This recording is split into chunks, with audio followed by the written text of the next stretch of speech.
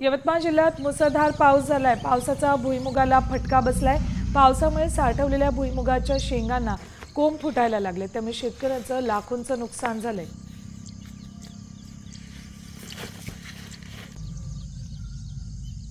तर थेट शेतातून ही दृश्य आपल्यापर्यंत पोहोचवली आणि माहिती देतात आमचे प्रतिनिधी संजय राठोड। यवतमाळ जिल्ह्यामध्ये अनेक भागांमध्ये रात्री अवकाळी पावसाने जोरदार बॅटिंग केली आणि यामध्ये रब्बीतील शेवटच्या हंगामातील पिकांचं मोठ्या प्रमाणात नुकसान झाल्याचं आपल्याला पाहायला मिळते। मी ज्या ठिकाणी भुईमुग काढून ठेवलेल्या गंजी मारलेली आपण पाहू शकतो की ज्या शेंगा अशा पद्धतीने ओल्या झालेल्या आहे आणि याला मोठ्या प्रमाणात नुकसान झाल्याचं आपल्याला पाहायला मिळते। ज्या ठिकाणी गंजी मारून ठेवलेली आहे या शेंगाला अनेक शेंगांना बुरशी फुटल्याचं आपल्याला पाहायला मिळते आणि कोंब देखील फुटलेली आहे, त्यामुळे ह्या शेंगा पूर्ण वल्ल्या झालेल्या आहे।